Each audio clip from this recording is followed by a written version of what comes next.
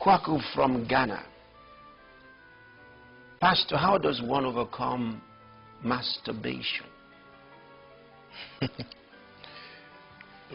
Firstly, it's a thing of the mind you've allowed, which has become a habit now to you, I'm sure. It's a problem to you. Is first stop it. And you have the power to do that as a child of God. You don't want something, you can stop it. So don't think about it. Don't go in that direction and stop it. And you obviously have a problem with it, and that's why you are needing solution. And the Bible says that God is at work in us, both to will and to do of His good pleasures. And the ability of Christ is in you to stop anything you don't want, and you can. If you don't want it, you stop it. It's very that simple. The question is, how does one overcome masturbation? The reason you're thinking about overcoming it is because you think it's become a habit for you. It's the way you stop any habit. See, masturbation is not more of a habit than any other habit.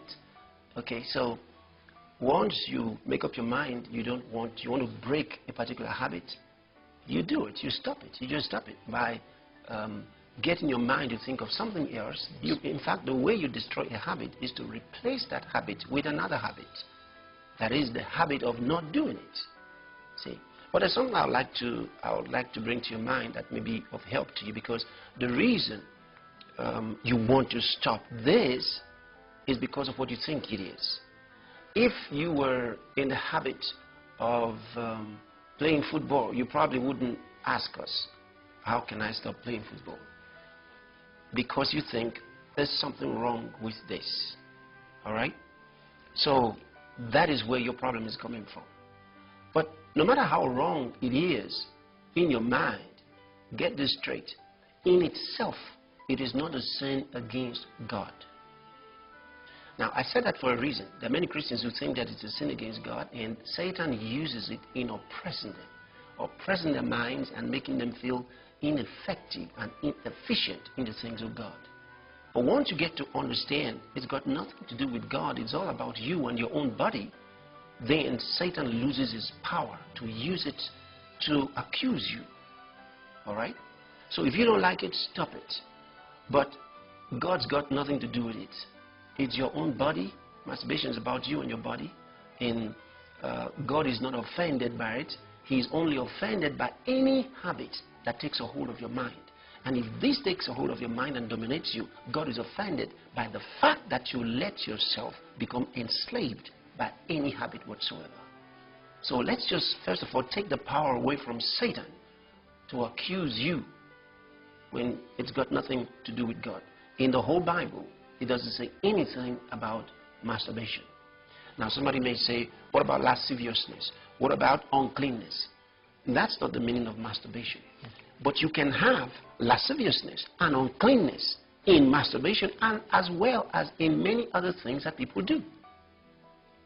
You see, so they're not isolated to masturbation itself. Uncleanness can be something about your mind. Yes.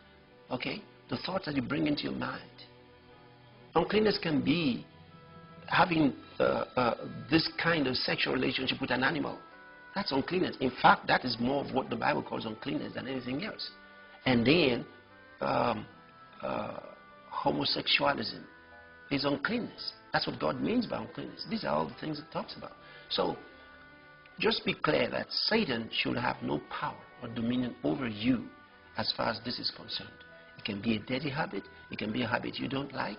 But it's got nothing to do with God. God's not thinking about it. So you want to stop it. Stop it like any other thing. And it's always easier to be able to stop things like this when you know God will have no problem with it. As long as you are oppressed by Satan, the same devil will push you to do something and make you believe God's against it so he can use it to condemn you.